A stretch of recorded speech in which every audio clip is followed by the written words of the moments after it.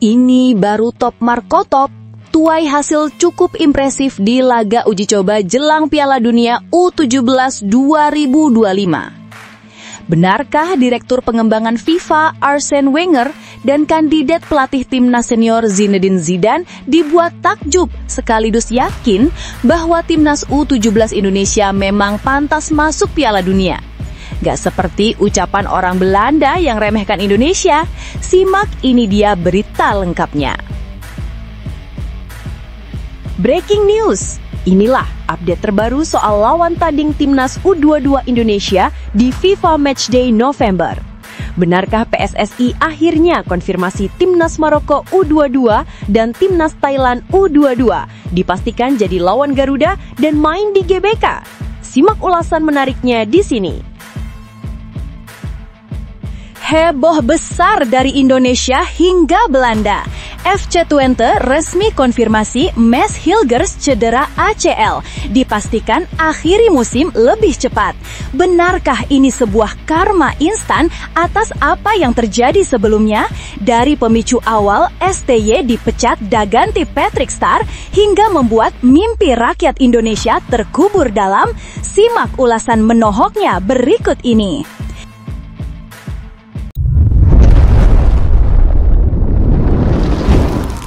Sebelumnya mohon subscribe channel ini dulu supaya nggak ketinggalan berita terupdate Timnas Indonesia. Hasil dari 3 laga uji coba yang telah dijalani membuat Timnas Indonesia U17 kini tampil dengan kepercayaan diri dan kesiapan yang jauh lebih matang menjelang Piala Dunia U17 2025. Meski belum mampu meraih kemenangan, pelatih Nova Arianto menegaskan bahwa timnya telah memetik banyak pelajaran berharga dari setiap pertandingan yang dilakoni. Sebagaimana diketahui, Piala Dunia U17 2025 akan digelar terpusat di Qatar pada 3 hingga 27 November 2025. Sebagai satu-satunya wakil Asia Tenggara di ajang tersebut, Garuda Asia melakukan persiapan serius demi tampil maksimal di panggung dunia. Untuk menguji kesiapan mereka, Nova Arianto membawa timnya menjalani 3 laga uji coba di Dubai, Uni Emirat Arab atau UEA. Lawan-lawan yang dihadapi pun bukan sembarangan.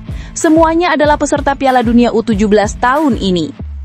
Dari hasilnya, Indonesia mencatat kalah 1-2 dari Paraguay U17, imbang 0-0 melawan Pantai Gading U17, dan seri 1-1 menghadapi Panama U17.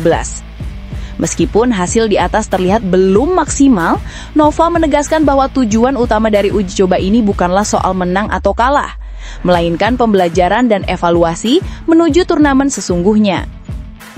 Pelatih 45 tahun itu menilai timnya telah memperoleh banyak pengalaman berharga selama di UEA. Baik dari segi teknik, fisik maupun mental bertanding, Nova melihat kemajuan yang signifikan pada anak asuhnya. Yang pastinya di 3 pertandingan ini kami banyak belajar, karena sekali lagi lawan yang kami hadapi dari Paraguay, Pantai Gading, dan Panama secara postur mereka sangat baik. Secara level permainannya juga sangat baik, dan saya pikir kami banyak belajar di 3 kali uji coba ini. Saya berharap pemain nantinya bisa lebih siap di Piala Dunia, dan saya percaya pemain juga cukup siap di persiapan menuju Piala Dunia. Lanjut pria asal Jawa Tengah itu. Nova menilai uji coba ini sangat penting untuk memberi gambaran nyata mengenai seberapa tinggi level permainan di turnamen dunia. Dengan melawan tim-tim dari benua berbeda, para pemain bisa memahami bagaimana cara menghadapi tekanan, menjaga konsentrasi, serta mengatur tempo permainan melawan lawan dengan fisik dan teknik lebih unggul. Selain aspek teknis, Nova Arianto juga menyoroti mentalitas dan rasa percaya diri pemain. Ia ingin agar para pemain muda Indonesia seperti Evandra Floresta DKK tampil berani, tidak gentar, dan percaya diri menghadapi siapapun di Piala Dunia nanti. Saya bilang masalah mentalitas, sekali lagi pemain harus berani dan kami harus percaya kami datang ke Qatar dan kami bisa memberikan yang terbaik serta mendapatkan hasil yang terbaik, tegas Nova. Menurutnya, perbedaan kualitas antara Indonesia dan tim-tim besar dunia tidak boleh membuat para pemain kehilangan semangat. Justru ini adalah kesempatan emas untuk membuktikan kualitas dan karakter Garuda Muda di mata dunia. Usai menyelesaikan pemusatan latihan di Dubai, Timnas Indonesia U17 telah tiba di Qatar pada Jumat 31 Oktober 2025. Nova membawa 21 pemain terbaiknya yang akan berjuang di turnamen paling bergengsi untuk kelompok muda ini. Namun perjuangan mereka tentu tidak akan mudah. Indonesia tergabung dalam grup H yang disebut-sebut sebagai salah satu grup paling berat di turnamen ini. Garuda Asia akan bersaing dengan Brazil U17 juara dunia berulang kali, Zambia U17 wakil Afrika dengan kekuatan fisik luar biasa, dan Honduras U17 tim Amerika Tengah yang terkenal dengan pressing ketat dan disiplin tinggi. Meskipun peluang terlihat menantang, Nova yakin dengan semangat juang dan disiplin tinggi, anak asuhnya mampu menampilkan permainan mereka terbaik mereka. Ia percaya bahwa hasil dari 3 uji coba terakhir itu akan menjadi bekal penting dalam menghadapi lawan-lawan tangguh di Qatar nanti. Piala Dunia U17 bukan hanya ajang adu taktik, tapi juga uji nyali dan mental bagi generasi muda Indonesia untuk membuktikan diri di level tertinggi. Kini, semua mata tertuju pada Garuda Asia.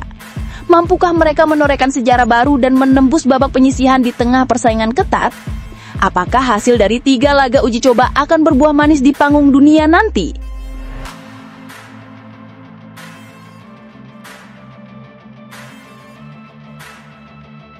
Heboh besar dari Indonesia hingga Belanda.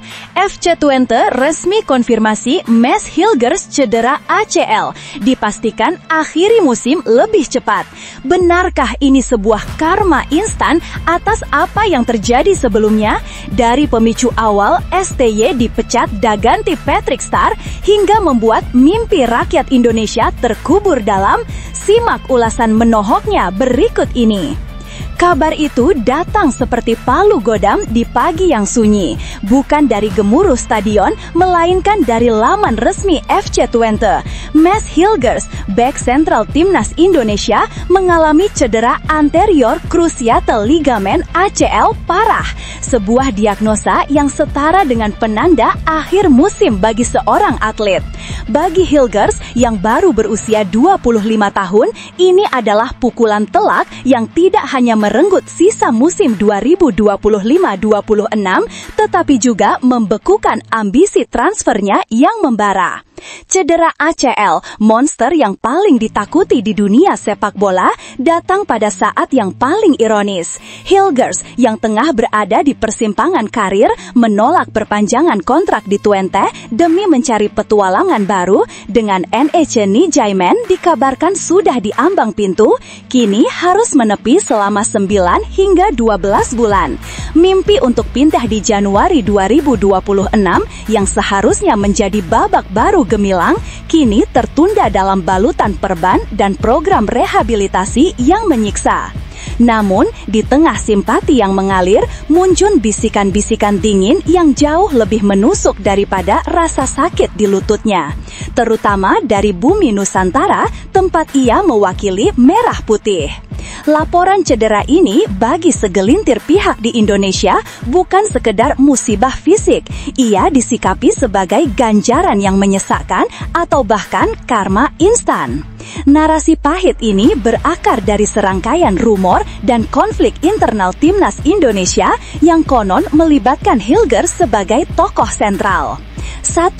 Isu kudeta kepelatihan. Ia disebut-sebut sebagai aktor utama yang memicu gejolak internal, bahkan menjadi salah satu inisiator desakan agar pelatih fenomenal Shin Tae-yong segera dilengsarkan.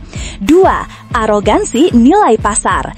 Bisik-bisik yang paling menyakitkan adalah tudingan bahwa Hilgers menolak tunduk pada kapten tim Jai Itzes karena ia merasa memiliki market value yang secara historis lebih tinggi, mencerminkan arogansi individualisme di atas semangat kolektivitas. 3. Prioritas klub versus timnas. Isu utama yang membuat publik geram adalah kecenderungan Hilgers yang dilaporkan membatasi menit bermainnya di timnas karena dianggap lebih mementingkan performa dan kondisi fisiknya untuk kepentingan klub dan jendela transfer. Puncaknya, menurut narasi yang beredar, kegaduhan internal yang berawal dari isu ini dan pemain lain membuat PSSI akhirnya mengambil keputusan drastis. STY didepak dan digantikan oleh nama besar dari Belanda, Patrick Kluivert.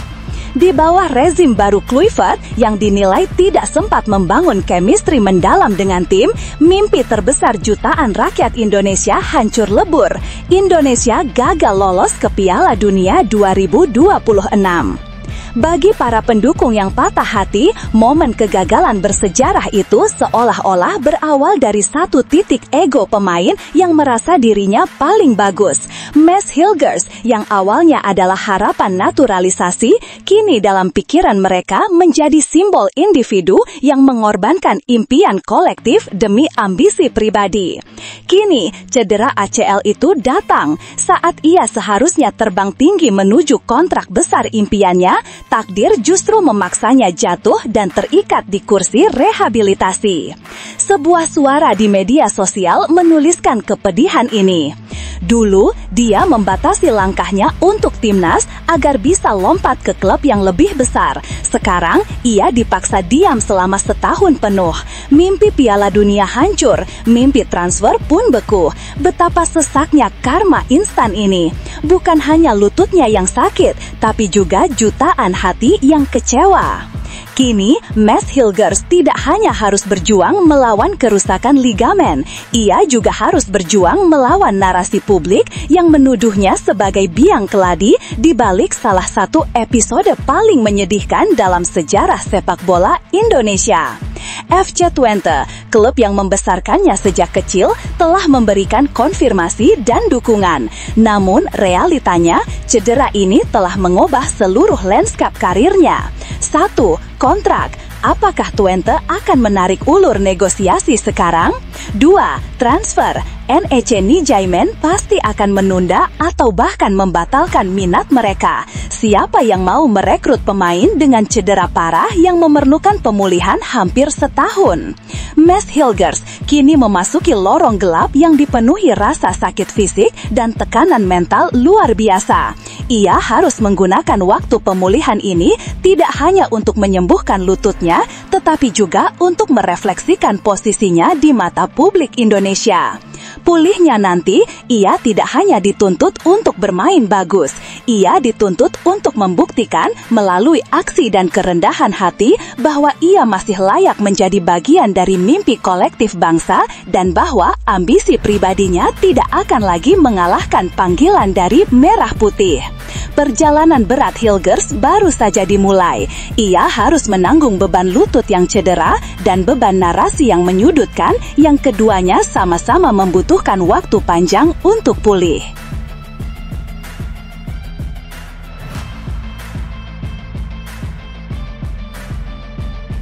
Breaking news. Inilah update terbaru soal lawan tanding timnas U22 Indonesia di FIFA Matchday November. Benarkah PSSI akhirnya konfirmasi timnas Maroko U22 dan timnas Thailand U22 dipastikan jadi lawan Garuda dan main di GBK? Simak ulasan menariknya di sini. Hingga kini, PSSI belum juga mengumumkan siapa lawan yang akan dihadapi timnas U22 Indonesia pada FIFA Matchday bulan November 2025. Padahal, waktu terus berjalan dan jeda internasional sudah semakin dekat. Situasi ini membuat publik sepak bola tanah air mulai bertanya-tanya, apa sebenarnya rencana PSSI untuk memanfaatkan momentum FIFA Matchday kali ini? Seperti diketahui, PSSI berencana memplot timnas U22 Indonesia untuk tampil menggantikan timnas senior dalam agenda FIFA Matchday bulan November. Keputusan ini diambil setelah federasi membubarkan skuad senior pasca kegagalan menyakitkan di kualifikasi Piala Dunia 2026. Artinya, bukan Jai Adjust dan kawan-kawan yang akan turun ke lapangan, melainkan Garuda Muda asuhan Indra Syafri yang saat ini tengah dipersiapkan untuk tampil di SEA Games 2025. Langkah ini tentu menarik, di satu sisi memberi jam terbang berharga bagi pemain muda, namun di sisi lain juga menimbulkan pertanyaan besar. Apakah laga tersebut tetap akan diakui sebagai FIFA Matchday yang memberi poin peringkat dunia? FIFA Matchday periode November akan dimulai pada Senin 10 November 2025. Itu artinya PSSI hanya memiliki waktu sekitar 10 hari untuk menemukan lawan yang bersedia bertanding melawan tim muda Indonesia. Karena pertandingan ini akan digunakan untuk menambah poin FIFA, pemilihan lawan menjadi sangat penting. Lawan yang terlalu kuat bisa membuat Garuda Muda kesulitan. Tapi lawan yang terlalu lemah bisa membuat laga tidak bernilai secara ranking FIFA. Lebih rumit lagi, PSSI harus memastikan bahwa lawan yang diundang bersedia menghadapi tim U22 Indonesia dalam agenda resmi FIFA Matchday. Jika lawan yang dipilih juga menurunkan skuad U22, maka pertandingan itu tidak akan dihitung sebagai laga resmi tim senior oleh FIFA. Pengamat sepak bola nasional Gita Suwondo menyoroti risiko besar dari keputusan ini. Menurutnya, jika pertandingan nanti tidak memenuhi syarat laga resmi tim senior, maka Indonesia terancam tidak mendapatkan poin FIFA Matchday bulan November. Kita kan terancam tidak mendapat poin FIFA Matchday bulan November. Kalaupun U23 yang dimainkan, siapa dulu lawannya? Jika sesama U23, apakah dianggap turnamen senior yang dihitung FIFA Matchday? Kalau tidak, ya tetap saja 0, dan lawan-lawan lain bisa saja naik lebih dulu dari kita. Pernyataan ini cukup menokoh karena posisi Indonesia di ranking FIFA sangat bergantung pada akumulasi poin dari setiap pertandingan resmi. Dengan target jangka panjang PSSI untuk menembus 100 besar dunia, kehilangan satu momentum FIFA Matchday tentu bisa jadi langkah mundur yang signifikan. Pertanyaan lain yang muncul adalah, mengapa PSSI tidak menggelar training camp untuk dua tim sekaligus, tim senior dan U22, seperti pada jeda internasional sebelumnya? Pada dua periode FIFA Matchday sebelumnya, September dan Oktober, tim senior besuhan Patrick Kluivert dan tim U22 asuhan Indra Syafri sama-sama menjalani pemusatan latihan serta uji coba. Namun kali ini, PSSI tampak memilih hanya fokus pada tim muda. Keputusan itu membuat sebagian pihak menilai PSSI masih terjebak dalam paradigma lama, yakni hanya menggelar pertandingan jika ada agenda resmi dari FIFA. Padahal, momentum FIFA Matchday seharusnya bisa dimanfaatkan untuk menjaga ritme, memperbaiki ranking, dan membangun sistem tim nasional yang berkesinambungan. Ironisnya, setelah dulu Erick Thohir sempat begitu bersemangat menghadirkan lawan kelas dunia seperti Argentina, kini publik melihat perubahan drastis. Alih-alih melanjutkan gebrakan itu, PSSI justru terlihat pasif dan enggan menggelar partai persahabatan meskipun hanya melibatkan skuad muda. Dengan waktu yang semakin sempit dan lawan yang belum jelas, publik kini menanti langkah konkret PSSI. Apakah federasi akan mampu mencari lawan yang sesuai dan memastikan laga ini tetap dihitung sebagai pertandingan resmi FIFA Matchday? Atau justru Indonesia kembali kehilangan kesempatan emas untuk menambah poin ranking dunia? Para penggemar Garuda tentu berharap Muhammad Ferrari dan rekan-rekan tetap mendapatkan ajang kompetitif yang berarti, apalagi dengan SEA Games 2025 yang sudah di depan mata. Setiap menit bermain di level internasional sangat berharga untuk membentuk mental dan pengalaman mereka. Bagaimana menurut kamu, pecinta sepak bola tanah air? Apakah langkah PSSI menurunkan timnas U22 di FIFA Matchday ini adalah strategi tepat untuk regenerasi atau justru langkah beresiko karena bisa membuat Indonesia kehilangan poin FIFA?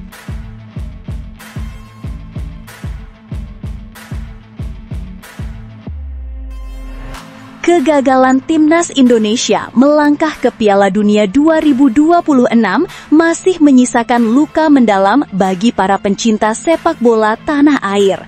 Namun, perjuangan Garuda tidak berhenti sampai di situ. Kini, Jay Itzes dan kawan-kawan dibebani misi besar menjadi juara Piala AFF 2026, sebuah target yang dianggap bisa mengembalikan kebanggaan rakyat Indonesia.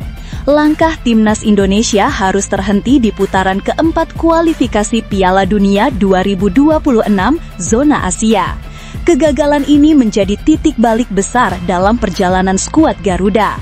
Imbasnya, PSSI memutuskan untuk mengakhiri kerjasama dengan pelatih Patrick Kluivert yang sebelumnya dipercaya menahkodai tim di ajang kualifikasi.